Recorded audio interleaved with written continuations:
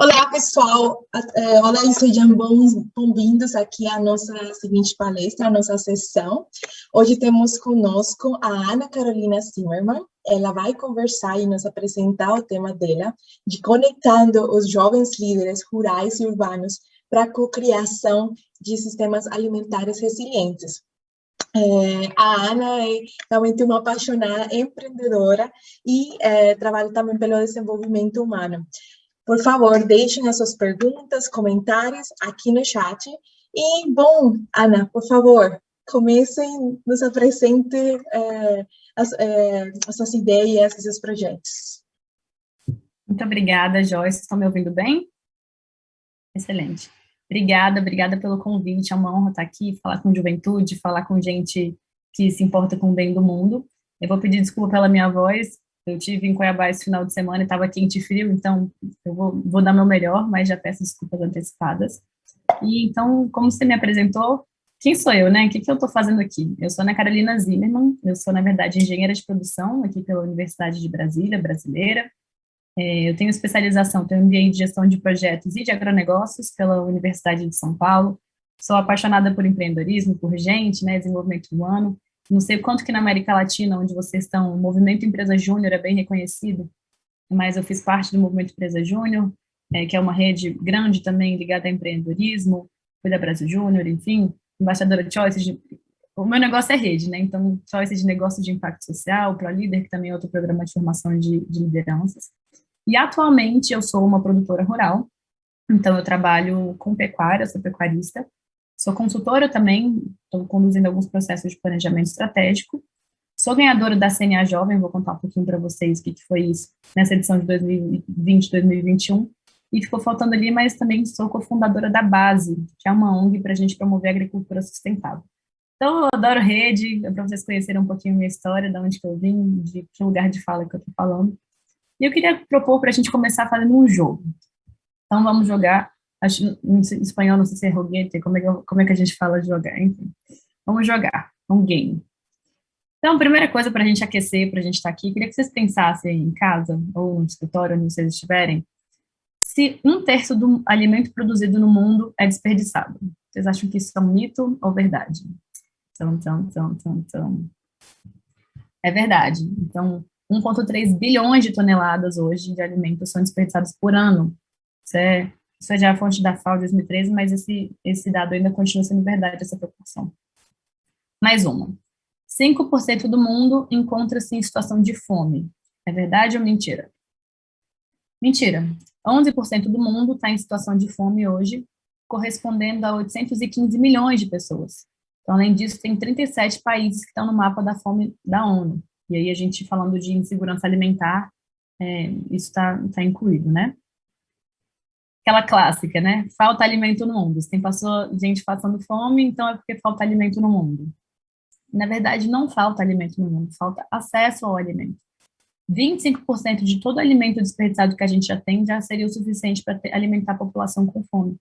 E o que acontece é que a gente não consegue ter, ou por questões de acesso, ou por transporte, ou por questões econômicas, ou por questões sociais, outras questões que esse alimento não chega, além do desperdício, né? Não chega na mão das pessoas que mais precisam, mas comida a gente tem de sobra, e tem tecnologia para isso, e vai continuar a precisar tendo para a população que está crescente cada vez mais. Mais uma. 30% da população brasileira está com sobrepeso, para os brasileiros aí de plantão. Isso aqui, na verdade, é apenas, né? Apenas 30% da população brasileira está com sobrepeso.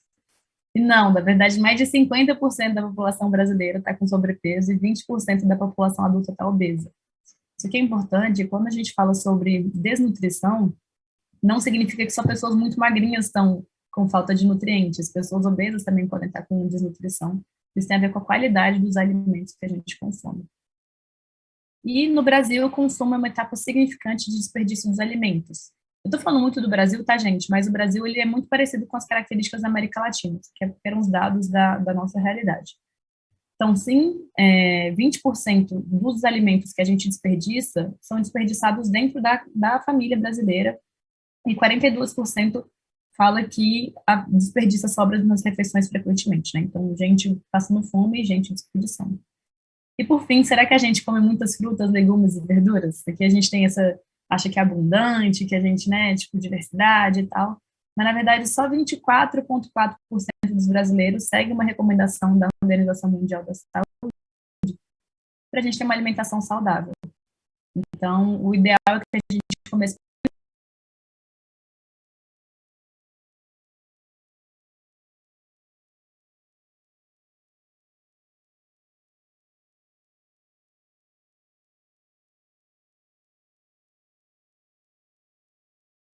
realmente ingere pelo menos 400 gramas de fruta e hortaliça por dia, ou se você também está só comendo outras questões industrializadas, e aí vai.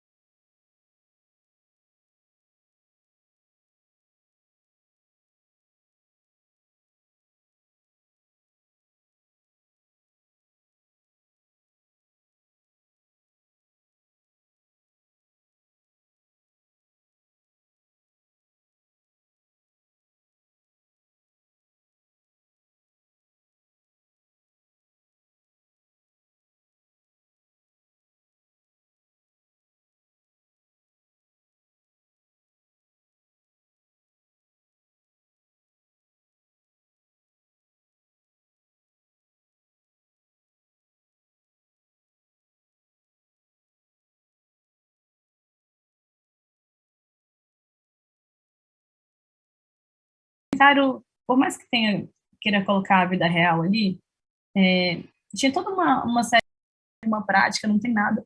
Eu fiquei, meu Deus, o Brasil é tão importante na agricultura mundial, como é que a gente... E esse documentário mexeu muito comigo. Na época, eu trabalhava numa concessionária de máquinas agrícolas, da John Deere, e tinha acabado de começar o processo da CNA Jovem, que eu vou contar mais à frente para vocês, mas eu fiquei com vontade de pegar a câmera e sair no Brasil afora para falar, olha, as coisas que a gente tem de bom aqui também. Vou dar um exemplo. Nesse documentário, eles falam, nossa, porque tem uma técnica super inovadora chamada plantio direto. Solo, e você plantar no solo, que você revolve, tira toda a proteção, você planta aqui, ó, você planta na palha. Então, você não revolve quase nada, você rota as culturas, você faz uma planta de cobertura antes, e isso fica para sempre. E por que esse plantio direto é bacana? Porque você não vai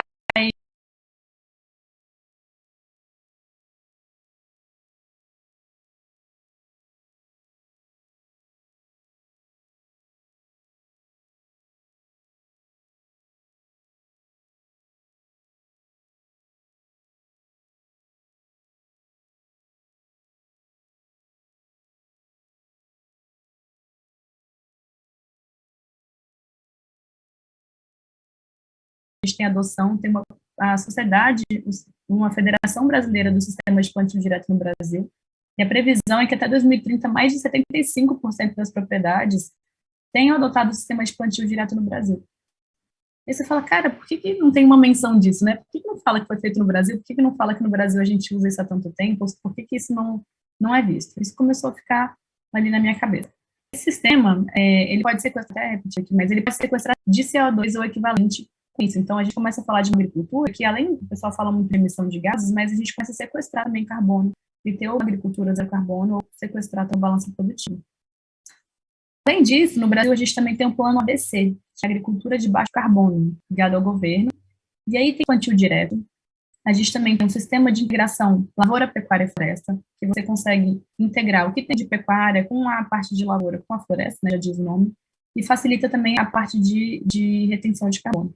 Degradar a pastagem, recuperar as pastagens degradadas, então fazer plantio em cima, reformar as pastagens, fazer floresta em pé, fazer o plantio dessas florestas, fazer fixação de nitrogênio. Então, tem os resóbios, tem uma série de práticas para poder, por exemplo, o Cerrado, que é onde eu moro, aqui em Brasília. O solo, ele é muito pobre, e aí tem uma tecnologia que essas bolinhas aí que vocês estão vendo fazem com que tenha fixação do nitrogênio no solo. E a parte de tratamento de resíduos animais. Então, são 6 grandes vertentes, agora também tem a questão de adaptação à mudança climática. E agora vai ter o ABC+, na semana que vem, se não me engano, mostrando quais são essas novas ações que já acontecem, já são bem consolidadas no Brasil, mas como aumentar cada vez mais com isso. No Brasil, a gente também tem uma regulação que é diferente do mundo. Então, o pessoal fala, nossa, porque a Amazônia, a gente planta soja na Amazônia. A gente não planta soja na Amazônia. Então, dependendo de cada bioma que a gente tem no país, a gente tem uma reserva legal, que é o uso e as regulações. Então, aqui no Cerrado, que é onde eu estou, 20% da área tem que ser destinada para reserva legal. E tem uma certa, por exemplo, dos rios, tem a mata ciliar, que é obrigatório você ter uma quantidade de metros daquilo. Na Amazônia, isso é 80%, ou seja, imagina você morar numa casa em que você pode usar só 20%, uma casa de 10 quartos, e você só pode usar 2 quartos. E, na verdade, os outros 80 ficam para a floresta. É mais ou menos isso que acontece. E ok, tá certo. E o ideal, e as pessoas cumprem isso. Quem não cumpre, isso não faz parte do agronegócio, essas pessoas têm que ser punidas, né? A gente fala que grileiro é diferente de fazendeiro, e que, na verdade, a gente tem interesse que o solo seja regenerado, etc. Mas a gente faz uma contraposição, por exemplo, com a cidade, pega o Rio Tietê em São Paulo. O Rio Tietê em São Paulo é um rio normal, e você não tem área de preservação do lado. Do lado está uma estrada, do outro lado está outra estrada. Então, nas cidades, quantas vezes nas cidades de vocês veem alguma área verde, alguma área de preservação? Na casa de vocês, que área que vocês veem de preservação? Em contraposição com o agro, que a gente tem isso muito forte. E aí, tem uma série de exemplos legais, uma série de coisas bacanas que a gente faz no Brasil, que já são bem consolidadas, que a gente usa como exemplo, e ainda assim, a gente via uma narrativa muito forte, por exemplo, isso aqui tem essa primeira imagem aconteceu na minha cidade, em Formosa, no interior de Goiás, de mostrarem qual que é a diferença entre o agricultor da agricultura familiar e o agricultor do agronegócio. E, gente, como assim agricultor do agronegócio? Agronegócio é tudo. Se você não tem uma agricultura de subsistência, se você vende, sei lá, hortaliça para alguém e você recebeu dinheiro por aquilo, você faz parte do agronegócio, porque é um negócio ligado à agricultura. Se você está ligado à produção de pecuária, independentemente de ser pequena, média ou grande, se você tem animais, se você planta alguma coisa, você comercializa isso, independentemente do seu porte, independentemente se você é mais pobrezinho, se você é mais bem estruturado, você faz parte do agronegócio. Então, você começa a perceber uma série de conceitos errados desde a escola, desde a alfabetização e de como que isso é posto. Da mesma forma, nas escolas é dito, por exemplo, nossa, porque no agronegócio o pessoal, vem os trabalhadores rurais que ficam em forma de escravidão, e essas pessoas têm que pagar uma dívida, e a gente fica assim, gente, onde que é esse agronegócio que a gente não conhece, sabe? Porque se essa prática existiu, isso é muito antiga. E a gente começou a perceber, nossa, mas como que a gente consegue ser referência e ao mesmo tempo ter uma narrativa tão ruim, tão de destruição, tão como se fosse uma coisa, né, agronegócio versus a parte ambiental, sendo que na verdade não são, eles não são antagônicos.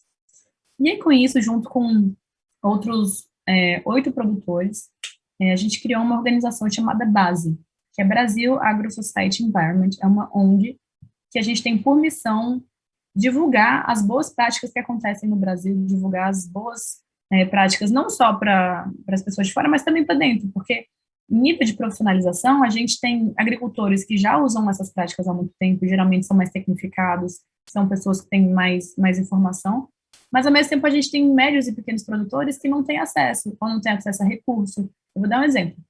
Esse ano eu virei pecuarista, não era pecuarista até então, e era uma fazenda do meu avô vai fazer 91 anos de idade amanhã, parabéns para ele. E nessa fazenda, durante 30 anos, ele basicamente tinha prejuízo, não conseguia ter um acompanhamento, meu avô não tem escolaridade, meu avô não tinha acesso a recurso, ele tinha mais prejuízo do que outra coisa, a fazenda era basicamente degradada. E em um ano que a gente está com a fazenda, a gente já conseguiu fazer reforma de pastagem, a gente está tecnificando, a gente está construindo, está cuidando da parte de água. Então, simplesmente por ter um pouquinho mais de recurso, por ter tecnificação e por ter acesso, a gente conseguiu mudar a cara da fazenda. Se você pegar a nossa fazenda e a fazenda do lado, um outro rapaz que toca lá, no primeiro mês da seca, teve que mandar o gado embora, porque não tinha mais comida, porque o gado estava comendo terra. A gente brinca que é gado minhoca, tem que estar comendo terra porque acabou a pastagem dele.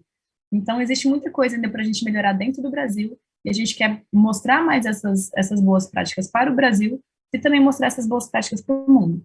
E por que o nome base, né? A gente quer ser a base para promover esses diálogos entre o agronegócio, o meio ambiente, etc. E cada uma dessas letrinhas significa um pilar nosso. Então, nosso primeiro compromisso é com o nosso país. Então, a gente está falando de Brasil, eu sei que aqui é uma conferência da América Latina, mas a gente está falando muito nesse lugar de América Latina, de Brasil, não só dos Estados Unidos, né, então de outras referências também. O segundo compromisso que a gente tem são com as pessoas que produzem. Porque, de novo, muitas pessoas não têm acesso à informação. Vou dar um exemplo. Meu avô, há 30 anos atrás, achava que tocar fogo na terra, colocar fogo na terra, fazia com que ele brotasse. Hoje em dia, meu Deus do céu, se você colocar fogo na terra, você colocar fogo na sua propriedade. A gente tem caminhão-pipa, tem um zilhão de coisas diferentes que a gente não quer, que a gente quer cuidar do solo, a gente quer preservar o solo. Terceiro compromisso é com a sociedade. Então, a gente está integrado dentro do Brasil, a gente quer cada vez mais prover para a sociedade e vice-versa, que a sociedade consiga trazer para a gente tecnificada, mão de obra boa, que a gente consiga ter um país melhor. E, por fim, o nosso compromisso é com o meio ambiente global. Então, como eu disse, né, a parte do Brasil também tem a preservação com os biomas, o que é nossa identidade, a do produtor, tirando, independentemente do tamanho dele, se ele é pequeno, se ele é médio ou grande, a gente acredita que tem que ser acolhido com a sociedade e com o meio ambiente global. E o agronegócio, ele também é responsável por empregar 1 a cada 3 brasileiros. Então, tem um impacto em relação com o trabalho muito forte. E mais importante do que ter algum viés ideológico, alguma coisa assim, a gente tem que basear tudo que a gente faz em ciência e em conhecimento técnico. Então, a gente não está aqui para fazer uma guerra de narrativa, de falar, nossa, coitadinhos, mas não, o que acontece de fato na prática, quais são os dados, quais são as estatísticas e como que a gente consegue melhorar. A base hoje tem 3 grandes formas de atuação. Então, a gente gera conteúdo, se vocês quiserem seguir, @baseagro, tá no Instagram. A gente conversa com outros stakeholders para poder fazer projetos e geração de conhecimento. Então, lá a gente está falando sobre biodiesel, que tem a ver com energia, como que impacta, como que a gente pode ter novas formas de energia limpa, de energia solar nas fazendas, como que a gente pode fazer melhores práticas agrícolas, como que a gente pode fazer parcerias com outros stakeholders para promover alguns projetos, e por aí vai. Então, a base é uma iniciativa minha à parte, né, com esses outros, somos 9 produtores de maneira geral. Eu brinco que eu sou uma das mais novinhas e uma das mais novas produtoras rurais, a maioria deles já está mais consolidado, e eu tenho muito orgulho de fazer parte da base. E uma outra iniciativa que eu tenho muito orgulho de fazer parte é da CNA Jovem. Então, a CNA é a Confederação da Agricultura e Pecuária do Brasil, e eles fazem, não necessariamente anualmente, né, porque começou no ano passado, mas eles fazem a CNA Jovem, que é um programa de formação de lideranças, que ano passado selecionaram 3.700 jovens, passamos por 80, e somos formados em liderança, em competência de liderança para ter um desafio. E aí eu fui uma dessas jovens, tive o privilégio de ser finalista, tem umas 3 semanas agora, fui a ganhadora da CNA Jovem, somos 5, né? E vou ter o privilégio de poder rodar o país para conhecer essas boas práticas por aí.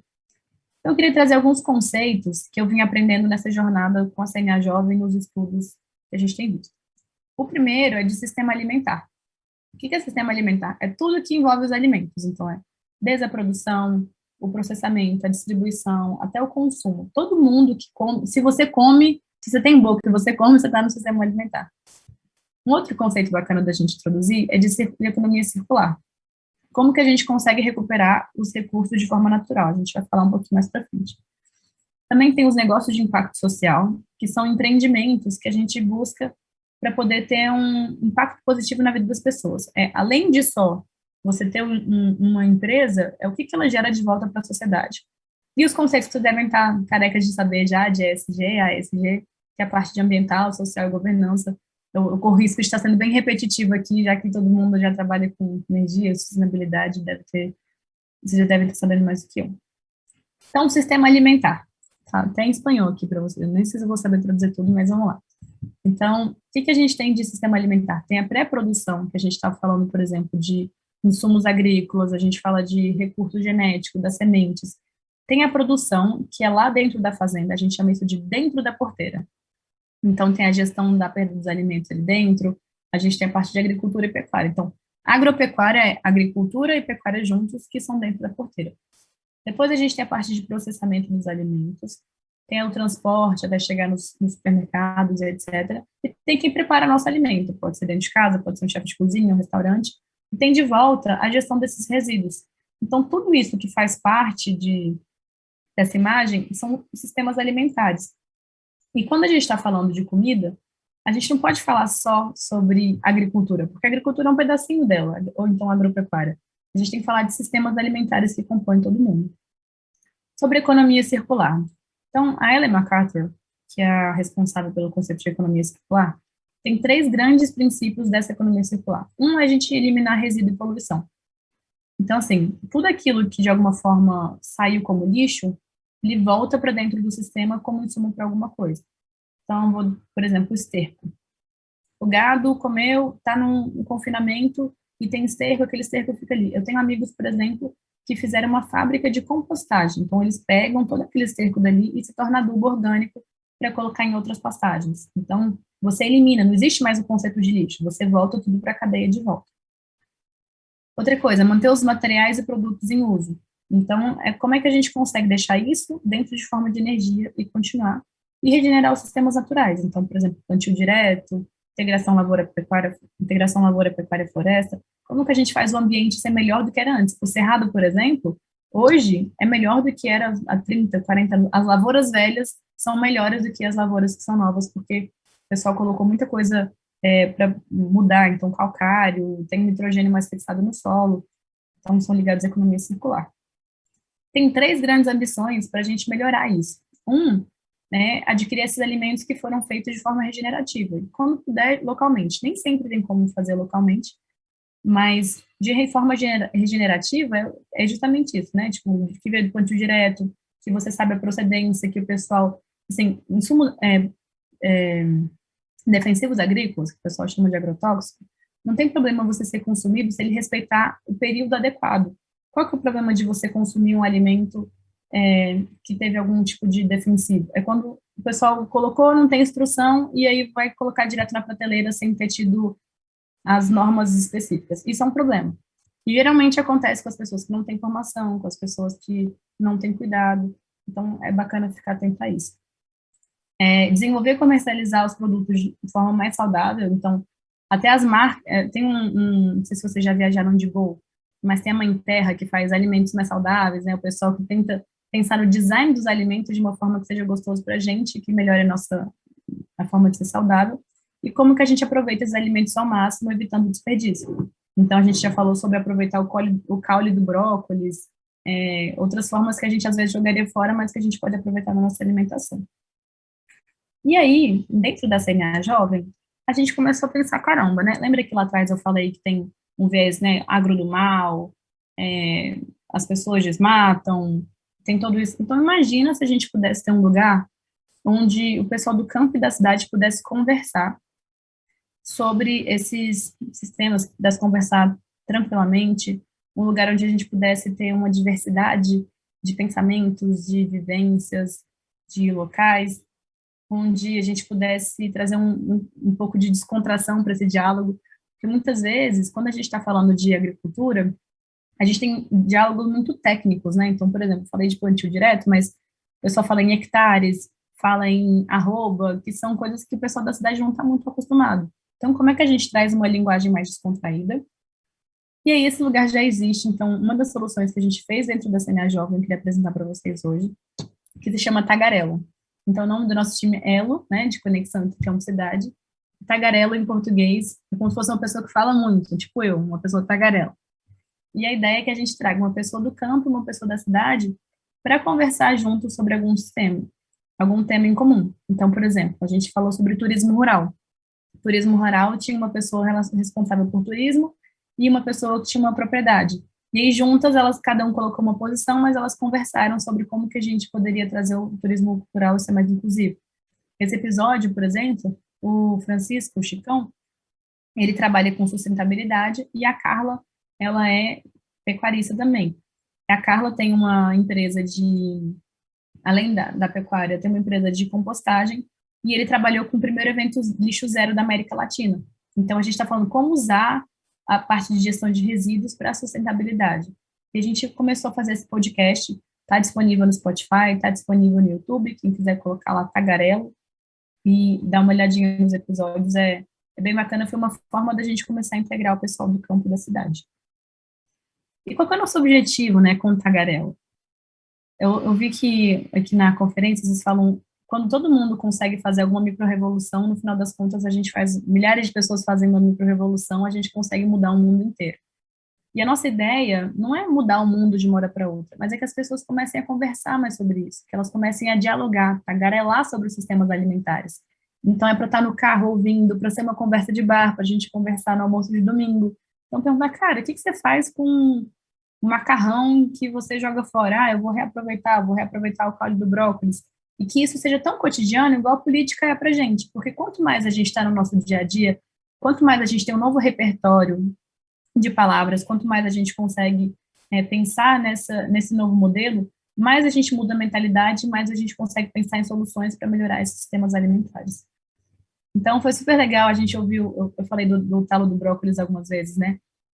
Mas o pessoal falou que podia reaproveitar o talo do brócolis e que muita gente não fazia. Então, nos grupos de WhatsApp, o pessoal começou, nossa, eu não sabia, adoro o talo do brócolis, posso fazer? Tem gente que falou, nossa, eu tive uma ideia de empreender, que eu vou fazer um turismo rural na minha propriedade, e eu vou trazer o pessoal para poder ver como é que funciona. Então, isso para a gente que é o mais importante, as pessoas ouvirem e tirarem dali alguma coisa para o cotidiano. E aí, enfim, então, né, a gente está disponível no Spotify, no YouTube, a gente ouviu muita gente, a gente recebeu muito feedback bacana. E a gente sempre sentia que toda vez que o agronegócio ia falar, o agro tinha um viés. Ai, perdão, deixa eu falar um pouquinho da distribuição. E da distribuição a gente percebeu que nem todo mundo tinha acesso às mesmas coisas. Então, por exemplo, produtores rurais não ouvem muito Spotify. Eles veem mais YouTube, ou então veem outros canais de comunicação. Então, uma alternativa que a gente está pensando, que a gente começou também, foram com rádios locais, para conseguir ter um pouquinho mais desse tipo de conteúdo. Da mesma forma, o pessoal da cidade não ouve rádio local. Então, a gente tem essa dificuldade de entender como distribuir, mas estamos testando várias hipóteses. A gente trabalhou duro para conseguir ouvir tudo isso, e a gente começou a entender que as dores são diferentes entre o pessoal do campo e da cidade. Então, por um lado, o campo sente não valorizado, sente como se a cidade não tivesse visto bem, sente quase que vítima, e a cidade se sente insegura em relação aos alimentos, sente que está sendo desmatado o ambiente deles, etc. Né? Então, fica essa dualidade entre campo e cidade. E toda vez que o campo ia falar, é como se ou o campo falasse só para o campo, né? Então, eu estou aqui falando, gente, é um absurdo o pessoal da cidade, etc. Ou, no máximo, eu vim aqui, eu venho contar para vocês que eu sou dono da razão e que agora o negócio é maravilhoso e vocês não sabem de nada. Então, fica um tom muito unidirecional e com uma linguagem ruim. E o que, na verdade, a gente percebeu que tinha que fazer o contrário, fazer o campo e a cidade juntos conversando por alguma coisa. Então, não sou eu ensinar para a cidade o que a cidade tem que fazer, que a cidade está errada, que o agronegócio é bom, porque o agronegócio tem muita coisa para melhorar. A gente tem sérias dificuldades em relação à energia, a gente tem uma série de dificuldades em relação à mão de obra, a gente tem uma série de dificuldades em relação à comunicação, em relação à mesma sustentabilidade, dependendo de algumas propriedades, e a gente fez um caminho contrário. Ao invés de a gente contar o que acontecia só e como é que era o passo a passo, a gente começou a convidar as pessoas da cidade, para campo e cidade, conversarem e pensarem em soluções para os sistemas alimentares. E aí veio uma segunda iniciativa que a gente fez ainda dentro da CNA Jovem, ligada à cúpula dos sistemas alimentares, que são os diálogos. Então, a cúpula dos sistemas alimentares é feita pela ONU, aconteceu agora em setembro desse ano, e ao longo do ano inteiro eles têm esses eventos chamados diálogos, que são diálogos independentes, que a gente pode cadastrar como se fosse um TED Talk, um TEDx, na verdade, né? E a gente pode cadastrar e a gente faz um evento, faz um diálogo entre as pessoas e a gente devolve esse feedback. E a gente resolveu mudar um pouquinho esse formato, cadastramos. O que foi legal? Porque a ONU, ela é uma instituição neutra, então não ia estar claramente puxando sardinha para o agronegócio ou para outro lugar, a gente está falando de sistemas alimentares. E a gente criou o Alimente, que é um evento, um workshop, em que a gente convidou gente do campo e da cidade, gente diversa. Então, por exemplo, eu sou pecuarista e eu amo conversar com quem é vegano, porque são essas ideias diferentes que fazem com que a gente consiga pensar em soluções novas. Então, o que o pessoal da cúpula dos sistemas alimentares prega, né? São 5 grupos de acompanhamento de ações. Que a gente tem que garantir alimentos seguros e nutritivos para todo mundo, que a gente tem que ter mudança de padrão de consumo sustentável, que a gente tem que impulsionar a produção positiva para a natureza, promover meios de subsistência equitativos e criar resiliência à vulnerabilidade, choque e estresse, como, por exemplo, agora. A gente está vivendo uma pandemia e a gente conseguiu ser resiliente, tem conseguido ser resiliente a choque e estresse, né? Então, tem vários desafios para conseguir acompanhar a curva de crescimento da população, mas no Covid a gente tem saído relativamente bem, não paramos e continuamos fortes na parte de alimentação. Tudo isso passando pela parte de inovação, de gênero, de direitos humanos e de finanças. E aí essa conferência ela tem alguns princípios de engajamento, que é gerar confiança, que a gente seja respeitoso, que a gente atue com urgência, que a gente se comprometa, né, com essa conferência, que a gente entenda que são problemas complexos, que não tem resposta certa, que a gente complemente o trabalho dos outros e que a gente abrace a inclusão das partes interessadas. E aí, esse evento, eu vou contar um pouquinho para vocês, eu não vou, lógico, isso aqui é um workshop de 2 horas, eu vou contar um pouquinho para vocês como é que é o formato dele. A primeira parte, a gente faz um quiz como o primeiro que eu fiz para vocês, de mito e verdade. A gente conta um problema real, da vida real, de uma pessoa real. Depois a gente faz as pessoas buscarem soluções para esse problema real. E a gente traz casos de sucesso. Então, vou dar um exemplo. O pessoal recebe esse desafio e o pessoal tem que resolver.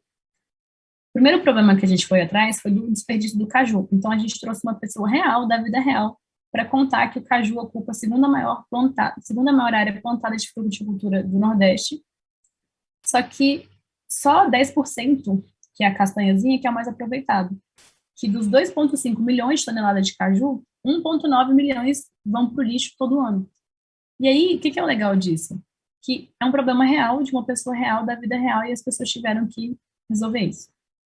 Então, as causas eram valor agregado, que na castanha que a gente tem um maior valor agregado, o caju tinha que ser processado dentro de 48 horas, então era uma dificuldade. A safra é curtinha, só 12% do caju era para a indústria e a maioria dos derivados era só consumida dentro da região Nordeste. A gente mostrou algumas tendências também, né? Por exemplo, tem umas tendências de fazer marketplace, de utilização de drones para agricultura de precisão, tem agricultura 4.0, que envolve o uso de máquinas, tem software de gestão, e o pessoal teve o desafio, então, de poder propor isso de volta para essa pessoa que estava lá. Depois que essas pessoas trazem esses resultados, a gente coleta eles e devolve lá para a ONU em formato de feedback. Então, é super bacana, porque a gente está tendo uma conversa aqui, a gente ajuda a pessoa que está com esse tipo de desafio e a gente ainda devolve para entender como é que é esse formato. E, por fim, a gente conta um pouquinho de quem realmente está fazendo isso. Então, nesse caso, a gente convidou a Elianai, que é uma produtora de caju, e ela começou a mostrar o que ela tem feito com a cooperativa dela, para provar que o caju pode ser uma alternativa bacana, e ela conseguiu, inclusive, dinheiro do Banco Mundial para poder fazer esse projeto, e com essas dicas, né, do pessoal pensando, ela já pensou em uma série de outras iniciativas para poder fazer. Então, trazemos referências também, por exemplo, os vegetais inglórios, que foi uma campanha sobre o desperdício de alimentos, né, que os vegetais que não eram muito bem vistos eram colocados de lado na prateleira, e aí com isso o pessoal conseguiu reduzir o preço dos alimentos e ainda assim aproveitar tudo aquilo que estava disponível, isso que foi na França. E aí, então, essa primeira versão, tivemos versões online e presencial do Alimente, que foi super bacana, fomos em universidades também, o pessoal adorou, a gente teve 96% de promoção com Alimente, e de novo, isso voltou lá para a ONU, foi incrível. Então, o que a gente percebe com tudo isso, né? Quando a gente está falando de propósito, quando a gente está falando de alguma coisa maior que a gente, aquela narrativa que eu falei lá atrás, que eu fiquei chateada porque falavam mal do agronegócio, quando é uma coisa que realmente está acima da gente, isso é maior do que o consenso. Isso faz com que todo mundo consiga conversar, jovens do campo e da cidade, para a gente realmente encontrar soluções comuns para sistemas alimentares mais resilientes, mais justos, que a gente encontre soluções em comum. Então, tivemos uma série de parceiros que fizeram isso acontecer, a base está aqui, né, que eu também sou uma das fundadoras. O De Olho no Material Escolar é uma organização para poder rever os materiais escolares, para como a gente consegue pensar nessa narrativa um pouco mais neutra, para poder olhar problemas de verdade e as soluções de verdade. Contamos com o apoio de gente da cidade também, não só do campo. E, por fim, o que acontece com a gente é que o alimento nos une, né? Então, se você come, você está conectado com a gente, o alimento é a maior rede social que tem, alimento é o que fala da nossa identidade, alimento é o que fala da nossa saúde, é o que fala das nossas culturas, é o que nos une a todos. Então, fica o convite para que vocês que trabalham com energia possam integrar também os sistemas alimentares para a gente pensar em melhores soluções juntos, com propostas maiores de como a gente consegue construir esses sistemas mais alimentares. E é isso. Bom, muito obrigada, Ana. Foi bem interessante, assim, ó, a tua história, realmente, porque eu acho que é isso que interessa também os jovens. além de conhecer um tema, mas a história e esse empoderamento. Então, temos algumas perguntas, e, assim, chegaram várias perguntas. Então, alguém da Costa Rica está nos perguntando, gostaríamos de saber das suas experiências em projetos de agricultura sustentável, por favor. Bom, eu acho que você comentou algumas, mas não sei se dá para entender mais ou menos, acho que é isso mais ou menos o que estão perguntando. A minha experiência com práticas de agricultura sustentável, é isso? Sustentável, as tuas primeiras experiências com projetos de agricultura sustentável, como foram? Você pode nos comentar um pouquinho, mas desde a parte de jovem, de mulher jovem, de como é que foi, né, a mobilização de outros jovens. Uhum. Bacana. Primeiro, eu não sou agricultora, quer dizer, eu não sou engenheira agrônoma, eu sou engenheira de produção. Então, já é diferente, porque eu não sou técnica, digamos assim. E a minha visão, ela sempre foi muito mais de gestão e mais em termos de sistêmica do que, de fato, da profundidade. Mas, como meu pai, ele é agricultor desde sempre e estudou para isso, então, para a gente sempre foi muito natural ver aquelas práticas que tinham no campo. E uma forma, inclusive, de educação que a gente tinha, eu trazia meus amigos que eram da cidade, a gente levava pela fazenda e mostrava, olha, isso aqui, pegava, tirava um pé de soja, por exemplo, essa daqui é a partezinha que coloca o nitrogênio, e explicava de maneira bem simples para esse pessoal da cidade, para mostrar como é que funcionava. Em relação a ser mulher, engraçado, eu sinto que eu sofro mais por ser nova do que por ser mulher, porque eu estou numa condição muito privilegiada. Meu pai é uma pessoa de referência, eu sempre tive acesso às melhores escolas, às melhores pessoas, e recebo isso com muita responsabilidade, da gente ter que olhar para outras pessoas que não tiveram essas condições e de acolher essas pessoas também. Eu sempre fui muito intrometida, né, de, tipo, colocar o dedo na cara das pessoas, de me meter nas coisas, mas por ser nova, eu já senti desacreditada algumas vezes, sabe? Então, muitas vezes eu tive que ser dura, de provar meu valor, de mostrar que tinha fundamento o que estava acontecendo. E em relação às práticas, tem tantas boas práticas, eu posso dar uma outra referência para vocês, principalmente em relação à pecuária, que se chama Grupo de Trabalho Pecuária Sustentável, que é GTPS. Eles são uma coalizão brasileira também, com várias empresas fortes, que tem um manual de boas práticas, eles mapearam muitas, muitas, muitas práticas de pecuária lá dentro também, para quem tiver interesse. E na base, @baseagro, a gente também está criando um manual de boas práticas lá. Tem uma série de referências, a gente mostra parceiros também com práticas de agricultura sustentável, que vão, né, desde plantio direto, integração lavoura, pecuária, floresta, que a gente coloca floresta, depois coloca, quando não tá com a lavoura, tá com a pastagem em cima, tá com o gado em cima, a parte de gestão de resíduos, tem muita coisa. E essas referências podem ajudar quem tiver interesse. Tá ótimo, obrigado. A próxima pergunta é como que está em relação às comunidades indígenas e as práticas que tu apresentou, essas boas práticas, como que elas estão sendo incluídas? E especialmente gostaria de saber se vocês também trabalham com práticas agroecológicas. Legal. Na CNA Jovem, a gente teve dos 80, né? A gente teve presente em todos os estados, com gente com diferentes culturas. Quando eu falo cultura, tanto cultura de identidade, mas também cultura dos alimentos, né? Então, tem, por exemplo, caju, soja, grão, açaí, enfim. E aí, a gente teve um dos participantes da etnia Macuxi, lá de Roraima, e ele fez um discurso com a língua dele, né, e foi super legal, ele é indígena, etc., é professor lá também, e a gente prega, pelo menos nos grupos que eu tô, isso não é consenso, tá, mas pelo menos onde eu tô, geralmente essa integração é muito bem-vinda. Infelizmente, a gente ainda tem uma polarização grande de gente que acha que agronegócio e sustentabilidade não tem nada a ver, e tem tudo a ver, se a gente quer continuar. E acredito também que as práticas de permacultura, de agroecologia, elas são muito bem-vindas. Só que com o que a gente tem hoje de tecnologia, em grande escala, ainda é um desafio. Vou te dar um exemplo. No Brasil, a gente está falando de agricultura tropical. E na agricultura tropical, diferentemente da agricultura temperada, a gente tem mais pragas, porque, né, o frio faz com que acabe com as pragas, depois volte, faz com que a gente tenha outros desafios que não tem, por exemplo, nos climas na Europa.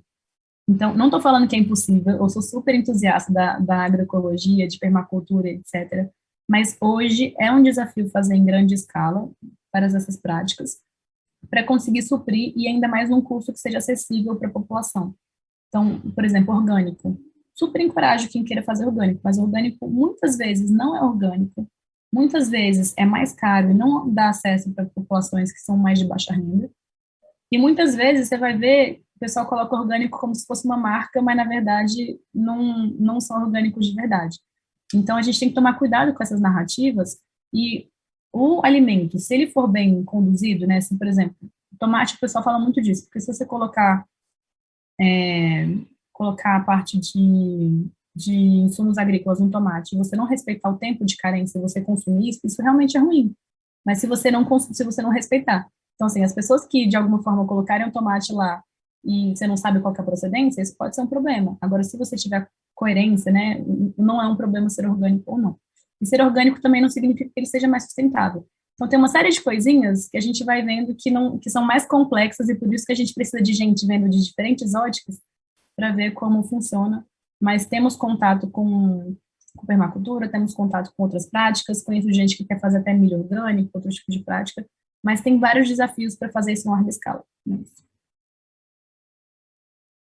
Exato, e eu acho que bem interessante, né, nos conhecer essas relações, porque vemos que, obviamente, temos uma agenda global, né, temos esses ODS, e especialmente temos a agenda de segurança alimentar, e como a Ana mencionava, né, a gente tem a região do Mercosul, inicialmente Brasil, Argentina, Paraguai, Uruguai, que realmente produz e alimentam, produz o alimento que está sendo consumido, por exemplo, aqui que estou agora na Europa, né? A gente vê e tem muitos os debates, até por exemplo, em relação a questão também orgânica, o que você mencionava, os selos orgânicos também, a regulamentação e tal. Eu acho interessante, né, trazer esse tema de como, porque tu trazia, né, esse conceito de campo-cidade, né, mas eu também penso no setor floresta. Então, só para comentar, Ana, bom, eu sou descendente de indígena e eu trabalhei um tempo com agricultura orgânica realmente bem difícil, não pelo fato de ser orgânico, né? A gente tem essa dificuldade de como fazer acessível o custo. Tem umas outras questões que eu vejo que realmente a gente precisa se sentar, né, conversar, gerar essas estratégias e, como você falava, realmente o acesso, né, à segurança alimentar, ela corresponde a um direito humano. E vemos que os nossos países têm muita pressão, eu falo na América Latina e o Caribe, né, porque temos uma agenda global, né, por exemplo, o Acordo de Paris. Se fala no uso da terra, né, e a emissão dos gases de efeito estufa. Então, daí eu penso assim, uau, a gente tem que, especialmente pós-Covid, né, tem esse período de recuperação econômica. Então, como é que a gente, mais como jovens, acho que a gente está ali com um sanduíche no meio, a gente está sendo parte dessa recuperação, mas ao mesmo tempo tem esse estresse climático global e tal, mas tem as realidades, e eu vejo, por exemplo, no Brasil, é um cenário para realmente a gente identificar as diferentes realidades. E como você disse, tem vários, né, ecossistemas, Cerrado, Mata Atlântica, além da Amazônia. E eu até queria perguntar, ó, essa é uma pergunta pessoal, você acha que, por exemplo, a agrofloresta, ela pode, na tua perspectiva, ela pode ser, obviamente, a gente conhece que ela é uma prática, assim, de baixo impacto agroecológica, mas tu acha que ela poderia ser aplicada em uma escala, em uma grande escala, e ela poderia contribuir, sim, em uma grande escala, assim, gostaria de saber isso na tua perspectiva. Bom, eu não sei o que dá para fazer ou não, mas eu acho que a gente tem que tentar ser o mais sustentável possível, essa é a minha resposta. A gente é a primeira geração a sentir o impacto das mudanças climáticas e é a última que pode fazer alguma coisa para isso, né? Então, Toda vez que eu me deparo com alguma posição mais extremista, eu tento dar um passo atrás e tentar ver a visão mais global, assim. Por um lado, é muito complicado julgar as pessoas que produzem alimentos. Infelizmente, aconteceu uma coisa semana passada, que a ProSoja, que é a Associação de Grãos, né, de soja do Brasil, não só a ProSoja, mas outras entidades, foi invadida e o pessoal pichou, falou agromata, agro é fome, e fez uma série de vandalismo lá dentro. Isso é muito preocupante, porque você fala que o agromata, como é que o agromata, sendo que tudo que você come vem do agronegócio, a não ser que você mesmo plantou. Porque, então, existe um problema de conceito, né? Então, mesmo que você coma, sei lá, maçã, pera, qualquer coisa vem do agronegócio, porque alguém plantou aquilo e alguém te vendeu aquilo. E quando as pessoas têm essa noção de polarização, a gente não consegue pensar em soluções juntos para resolver problemas, porque os problemas, eles estão aí, eles não se resolvem sozinhos. Então, eu não sei te responder assim, olha, com a tecnologia que a gente tem hoje, vai acontecer isso, vai acontecer assado. O que eu sei o que a gente puder fazer para ter eventos como esse, em que, por exemplo, eu não sou da área de energia, e sou do agro, né, não sou especialista, não sou agrônomo, mas sou do agro. O que a gente puder fazer para diferentes áreas conversarem, pensar juntos soluções, se a minha fala aqui tiver tocado uma ou duas pessoas que tiverem se interessado para entender um pouquinho mais e pensarem em soluções de como que a gente pode ter uma energia mais limpa, como que a gente consegue fazer, mesmo que uma escala menorzinha, cara, isso já é uma micro-revoluçãozinha que juntada com outra micro-revoluçãozinha a gente vai pensando em coisas novas. Então, de novo, a fazenda que eu estou tocando hoje, em um ano, a fazenda é outra. Você vê, a pastagem é outra, o bem-estar animal é outro em relação a... O bem-estar animal tem a ver tanto com ele não ser machucado, com ele não passar fome, com ele ter um conforto físico, é outro, em um ano, e eu sou uma pessoa só, sabe? Então, assim, imagina se a gente puder passar isso para outras pessoas, se todo mundo puder ter um pouquinho de assistência técnica, você falou de ser indígena, né? Eu não sei se tem essa percepção, mas eu tenho amigos, infelizmente eu não conheço tanta realidade, mas eu conversei com algumas pessoas que falam assim, cara, o índio não quer ficar isolado da sociedade, né? Tipo, coitadinho, vai ser colocado de lado e deixa ele lá. Tipo, ele tem que ser integrado também, ele tem os mesmos direitos que a gente, não tem que passar fome, não tem que passar nada. Então, por exemplo, índio que busca melhores práticas também para a comunidade e que às vezes que o governo foi lá e disse que eles não podem fazer isso, mas, poxa, estão passando fome e aí mudaram as práticas, eles não podem porque eles não fazem, entendeu? Não faz sentido. Então, eu penso muito como que a gente consegue integrar e mais do que se dá ou não dá, é como que a gente faz dar certo, sabe? Acho que essa é a minha pergunta, como que a gente se une para pensar em soluções. Exato, eu vejo que tem especialmente em países multiculturais, né, que a gente vê que tem realidades diferentes, né, até, né, as origens, por exemplo, eu vejo no Brasil a gente teve processos de imigração gigantes, né, também, então a gente como um resultado também histórico das diferentes práticas, né, porque a gente vê como aquelas práticas do passado, elas realmente elas influenciaram o desenvolvimento agrícola e o sistema alimentar do país, né? Eu até vejo que eu sou meu nome, né? Eu estudei a questão da imigração também alemã e o jeito que eles também tinham as práticas, né, na Europa e tentaram trazer no Brasil e até também adaptar, né, a realidade porque era um clima, um espaço totalmente diferente. Eu vejo mesmo também do lado também dos povos indígenas, né?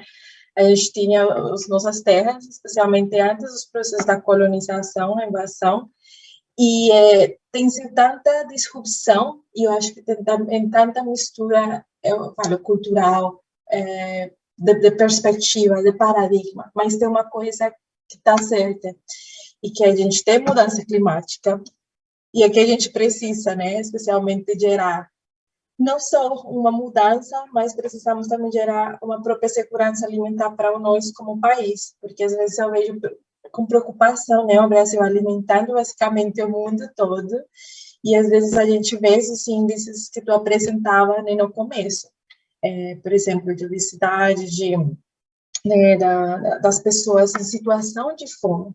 Eu vejo que é isso uma questão que nós, desde a área alimentar, da energia, tem um nexo bem forte, né? Ana, tem esse nexo de água, energia e alimento, que ele realmente está presente nessa cadeia, né, produtiva, e que eu vejo como é que, por exemplo, a transição energética, ou as energias renováveis, energias sustentáveis, podem trabalhar obviamente, com o setor alimentar para catalisar, né, essa transformação.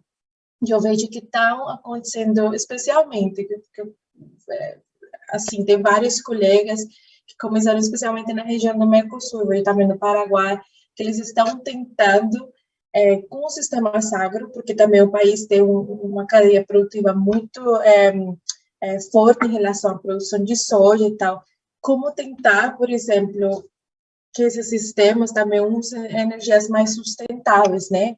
Por exemplo, como as placas fotovoltaicas e tal. E eu acho que isso foi algo que também aprendi e aprendimos da tua palestra, esse pensar em rede, pensar em conexão, pensar não é, o setor alimentar é lá e energético é lá e social. Então, eu acho que temos esse desafio, né, para frente, nós, e bem interessante, eu convido também as pessoas a fazerem um download da app de vocês, do Tagarelo, de participarem. Eu acho que também outras pessoas da América Latina que estão vendo, talvez possam se inspirar, possam incluir, né, nos movimentos deles a questão da segurança alimentar. E também ali estão os contatos, no caso, eu acho que se o pessoal tiver mais dúvidas, mais perguntas, não sei, Ana, se tem uma mensagem final para os jovens latino-americanos que estão nos ouvindo. Tenho sim. Na verdade, a primeira, quando você disse sobre pensamento em rede, no final do Tagarelo, que é o podcast que a gente tem feito, tem uma perguntinha que é: que iniciativa vocês fariam juntos? Então, para as pessoas pensarem o que a gente pode começar a fazer junto, né? Você falou de placa voltaica, hoje o nosso poço artesiano para bombear água para o gado, ele não pega direto do rio, porque se o gado fosse no rio daria problemas. Então, a gente colocou placas fotovoltaicas para poder pegar. Então, assim, o Guerra, que foi a pessoa que me indicou para conversar aqui, eu falei: poxa, Guerra, a gente tem que conversar mais, porque você sabe super de energia, eu preciso saber como que a gente resolve esses problemas de energia lá em casa. Ou então, como que a gente alimenta a rede, né? Então, aqui estão os contatos da base do Elo, mas eu posso te passar também meus contatos, se alguém tiver alguma pergunta, quiser se conectar com a gente. Na verdade, eu quero fazer o convite para que a gente converse mais. É um convite para o diálogo, é um convite para a tolerância, é um convite para a gente pensar em causas que são maiores do que a gente, maior do que a polarização que o mundo tem vivido, e que a gente consiga juntos, campo e cidade, pensar em soluções, dialogar em soluções para a sustentabilidade do sistema alimentar. Isso. Muito obrigada, realmente. Eu vejo que, desde a nossa parte, no momento que a gente está falando, né, a gente está passando por uma crise hídrica, né, no Brasil, na América Latina, bom, no Mercosul, basicamente, Paraguai, Argentina. Eu vejo que é importantíssimo nós, como jovens, ter esse intercâmbio de conhecimento, de experiência. A gente não pode começar a criar roda, né, desde o começo. Não, a gente precisa aprender as boas práticas, aplicá-las, adaptá-las, porque realmente estamos, assim, vendo talvez um futuro, né? O que aconteceria se a gente tivesse um Brasil mais seco? Lembrando que nós tivemos uma palestra no primeiro dia do Laços, que falava mesmo dessa crise, né, hídrica, e como também as mudanças climáticas, elas estão sendo uma pressão nesse sistema climático. Então, nós como jovens temos esse futuro, assim, temos que ter muita mais resiliência, obviamente, pessoal, mas também dentro dos nossos projetos, e temos né, uma incertidão em relação a como que esses acordos, né, a gente está as 2 semanas das negociações climáticas em Glasgow, e eu acredito que realmente os sistemas alimentares e energéticos, pelo fato de serem os primeiros, os maiores emissores de efeito estufa, precisam estar no coração e no centro das negociações, até também nos processos de financiamento, né? Porque, especialmente nos países do sul global, é muito mais difícil para nós ter acesso a esses financiamentos do que nos países do globo norte. Então, acho que vamos aguardar e também participar também ativamente desses processos e negociações. Então, Ana, eu agradeço muito a tua palestra, a experiência, pessoal. Acho que foi muito, muito interessante que vocês conheçam mais as práticas, especialmente do Brasil para a América Latina, e convidamos vocês para as nossas próximas atividades, sessões e também workshops que vamos ter hoje. Então, muito obrigada e até mais. Até, foi uma honra. Tchau, tchau.